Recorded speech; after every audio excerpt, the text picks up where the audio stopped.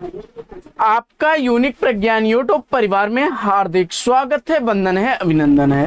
प्यारे साथियों, हिंदी साहित्य प्रश्नोत्तरी 50 लेकर के आपके बीच उपस्थित हूं और जैसा कि आप जानते हैं प्रश्नोत्तरी 50 का मुख्य उद्देश्य है आपके अध्ययन का आपको रिवीजन कराना। तो आज की प्रश्नोत्तरी 50 को प्रारंभ किया जाए इससे पूर्व देखेंगे आज का मॉर्निंग कोट्स। और आज का मॉर्निंग कोट्स है कि सफलता का चिराग कठिन परिश्रम से ही जलता है। जी हाँ दोस्तों, अगर जीवन में सफल होना चाहते हैं तो आपको उसके लिए कठिन परिश्रम करना होगा और अथक प्रयत्न से ही आप अपने जीवन में अपने लक्ष्य को प्राप्त कर पाएंगे।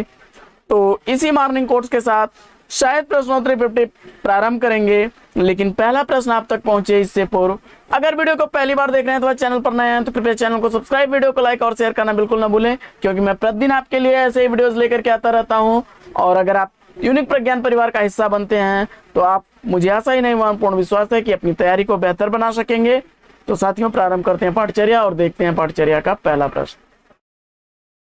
गंगा स्नान करने चलोगे संस्मरण के रचनाकार कौन है?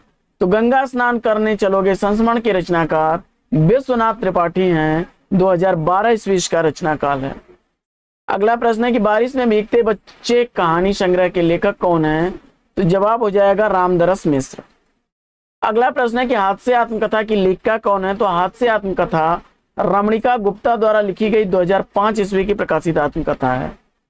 अगला प्रश्न है कि जो गहन भाव सीधी भाषा सीधे छंद में चाहता है वह धोखेबाज है, यह कथन किसका है? तो जवाब हो जाएगा सूर्यकांत त्रिपाठी निराला जी का। अगला प्रश्न है कि बुद्धू का कांटा कहानी के लेखक कौन है? तो चंद्रधर शर्मा गुलेरी द्वारा लिखी गई यह कहानी 1912 ईस्वी की प्रकाशित कहानी है। प्रश्न संख्या 6 है, निबंध उसी को कहना चाहिए जिसमें व्यक्तित्व अर्थात व्यक्तिगत विशेषता हो, यह कथन किसका है? तो उत्तर हो जाएगा आचार्य रामचंद्र शुक्ल जी का। प्रमाणों का निबंधन ही निबंध है, यह कथन किसका है?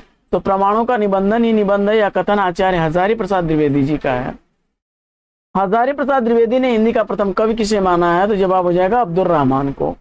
और अगला प्रश्न है कि प्रगतिवाद के प्रवर्तक आचार्य कौन है? तो प्रगतिवाद के प्रवर्तक आचार्य त्रिलोचन है। इनका पूरा नाम वासुदेव सिंह था और इनका जीवन काल 1933 से 1944 ईस्वी, क्षमा करें, प्रगतिवाद का जो समय काल है वह 1933 से 1944 ईस्वी है और इसके प्रवर्तक हैं त्रिलोचन।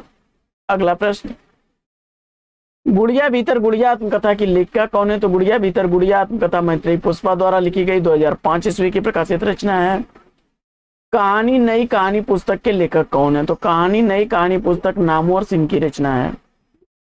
कितने चौराहे किसके द्वारा लिखा गया उपन्यास है? तो कितने चौराहे उपन्यास के रचनाकार हैं फणीश्वर नाथ रेणु। 1966 ईस्वी इस उपन्यास का प्रकाशन काल है। प्रश्न संख्या 13 है, कुछ शब्द कुछ रेखाएं रेखा चित्र के रचनाकार कौन है? कुछ शब्द कुछ रेखाएं रेखा चित्र विष्णु प्रभाकर द्वारा लिखा गया रेखा चित्र है। 1965 ईस्वी इसका प्रकाशन काल है। लिपटा रजाई में शीर्षक कविता किसकी है? तो लिपटा रजाई में शीर्षक कविता सर्वेश्वर दयाल सक्सेना की है। क्योंकि मैं उसे जानता हूं काव्य संग्रह के रचनाकार कौन है? तो क्योंकि मैं उसे जानता हूं अज्ञेय द्वारा लिखा गया 1969 ईस्वी का काव्य संग्रह है। अगला प्रश्न है कि हिंदी में नक्सिक वर्णन श्रृंगार परंपरा की किस कृति से आरंभ होता है? तो जवाब हो जाएगा राउरवेल से। और भक्ति काल को हिंदी का स्वर्णयुग सर्वप्रथम किसने कहा है? तो जवाब हो जाएगा जॉर्ज अब्राहम ग्रियर्सन ने। अगला प्रश्न है कि अप्सरा का श्राप उपन्यास के लेखक कौन है? तो जवाब हो जाएगा यशपाल द्वारा लिखा गया 1965 ईस्वी का यह उपन्यास है। अगला प्रश्न है कि हमारे आराध्य संस्मरण के लेखक कौन है? तो हमारे आराध्य संस्मरण बनारसी दास चतुर्वेदी द्वारा लिखा गया 1952 ईस्वी का प्रकाशित संस्मरण है। अगला प्रश्न है कि डॉक्टर बच्चन के अनुसार प्रथम प्रगतिवादी रचना कौन सी है? तो डॉक्टर बच्चन के अनुसार प्रथम प्रगतिवादी रचना युगवाणी है, जिसके लेखक सुमित्रा नंदन पंत हैं और जिसका प्रकाशन वर्ष 1939 ईस्वी है। बढ़ते हैं अगले प्रश्न की तरफ और देखते हैं प्रश्न संख्या 21 कि नामवर सिंह के अनुसार किस छायावादी कवि ने छंदों का गुरु कहा जा सकता है? तो नामवर सिंह ने छंदों का गुरु किस छायावादी कवि को कहा है? तो जवाब हो जाएगा सूर्यकांत त्रिपाठी निराला को। तुलसीदास को हिंदी का धर्मध्वज किसने कहा है? तो तुलसीदास को हिंदी का धर्मध्वज कहने वाले चतुर्सेन शास्त्री हैं। अगला प्रश्न है कि अतीत के चलचित्र रेखाचित्र के रचनाकार कौन है? तो अतीत के चलचित्र रेखाचित्र महादेवी वर्मा द्वारा लिखा गया 1941 ईस्वी का प्रकाशित रेखाचित्र है। और जलियांवाला बाग में बसंत, जलियांवाला बाग में बसंत शीर्षक कविता के रचनाकार कौन है? तो जवाब हो जाएगा यह सुभद्रा कुमारी चौहान की रचना है। गांधी टोपी किसका कहानी संग्रह है? तो गांधी टोपी कहानी संग्रह राधिका रमण प्रसाद सिंह का है। कबीरा खड़ा बाजार में नाटक के नाटककार कौन है? तो कबीरा खड़ा बाजार में नाटक भीष्म साहनी द्वारा लिखा गया 1972 ईस्वी का प्रकाशित नाटक है। अगला प्रश्न है कि ग्राम गीतों के संकलन का प्रथम प्रयास किस कवि ने किया? तो जवाब हो जाएगा राम नरेश त्रिपाठी ने, कविता कौमुदी ने। अगला प्रश्न है कि जनश्रुति के अनुसार किस कवि के पदों को गाते गाते चैतन्य महाप्रभु भाव विभोर हो जाते थे? तो जवाब हो जाएगा विद्यापति। और अगला प्रश्न है कि तिरस्कृत आत्मकथा के लेखक कौन है? तो जवाब हो जाएगा सूरजपाल चौहान, 2002 ईस्वी का रचना काल है। अगला प्रश्न है कि हिंदी साहित्य और संवेदना का विकास इतिहास ग्रंथ के लेखक कौन है? तो जवाब हो जाएगा रामस्वरूप चतुर्वेदी, 1986 ईस्वी का रचना काल है। अगला प्रश्न है कि प्रयोगवाद को बैठे ठाले का धंधा किसने कहा है? तो जवाब हो जाएगा नंदुलारे वाजपेयी ने। साधु ने चले जमात यात्रा साहित्य के लेखक कौन है? तो जवाब हो जाएगा नरेश मेहता द्वारा लिखा गया 1991 ईस्वी का यह प्रकाशित यात्रा साहित्य है। अगला प्रश्न है कि कविता को किसने मनुष्य के व्यक्तित्व का प्रकाशन कहा है? तो जवाब हो जाएगा रविन्द्रनाथ टैगोर ने। और अगला प्रश्न है कि धरती अपने लोग किस विधा की रचना है? तो रामविलास शर्मा द्वारा लिखी गई यह आत्मकथा है 1996 ईस्वी में 3 खंडों में प्रकाशित हुई थी। विधा की दृष्टि से अस्थि भवती क्या है? तो विधा की दृष्टि से अस्थि भवती आत्मकथा है, विश्वनाथ प्रसाद तिवारी द्वारा लिखी गई 2014 ईस्वी का रचना काल है। खरगोश के सिंह हास्य व्यंग निबंध के लेखक कौन है? तो खरगोश के सिंह हास्य व्यंग प्रभाकर माचवे द्वारा लिखा गया 1951 ईस्वी का रचना काल है। अगला प्रश्न है कि खरगोश के सिंह हास्य व्यंग निबंध के लेखक प्रभाकर माचवे हैं, 1951 ईस्वी का रचना काल है। अगला प्रश्न है कि गोदान उपन्यास में गांधी और मार्क्स को जैसे प्रेमचंद ने फेंट कर मिलाया हो, यह कथन किस आलोचक का है? तो जवाब हो जाएगा रामस्वरूप चतुर्वेदी का। अगला प्रश्न है कि प्रयोग कलात्मक अनुभव का क्षण है प्रयोगवाद के संदर्भ में, यह कथन किसका है? तो जवाब हो जाएगा रघुवीर सहाय का। अगला प्रश्न है कि नई कहानी नामक पत्रिका का प्रकाशन कब और कहां से आरंभ हुआ? तो नई कहानी नामक पत्रिका का प्रकाशन भैरव प्रसाद गुप्त ने प्रारंभ किया था दिल्ली से, 1960 ईस्वी का रचना काल है। क्षमा करें, इसका प्रकाशन 1960 ईस्वी में दिल्ली से प्रकाशित हुआ था, जिसके संपादक थे भैरव प्रसाद गुप्त। अगला प्रश्न है कि कबीर वचनावली कृति के संपादक कौन है? तो कबीर वचनावली अयोध्या सिंह उपाध्याय हरिऔध द्वारा संपादित रचना है, 1996 ईस्वी इसका रचना काल है।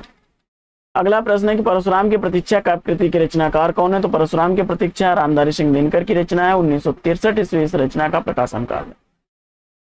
दशाश्वमेध नाटक के नाटककार कौन है? तो दशाश्वमेध नाटक लक्ष्मी नारायण मिश्र द्वारा 1950 ईस्वी का प्रकाशित नाटक है। अगला प्रश्न है कि हिंदी आलोचना का दूसरा पाठ आलोचना ग्रंथ के लेखक कौन है? तो जवाब हो जाएगा निर्मला जैन द्वारा 2013 ईस्वी का प्रकाशित यह रचना है। अगला प्रश्न है कि परिमल काव्य संग्रह का प्रकाशन वर्ष क्या है? तो परिमल काव्य संग्रह सूर्यकांत त्रिपाठी निराला द्वारा लिखा गया है, 1930 ईस्वी का।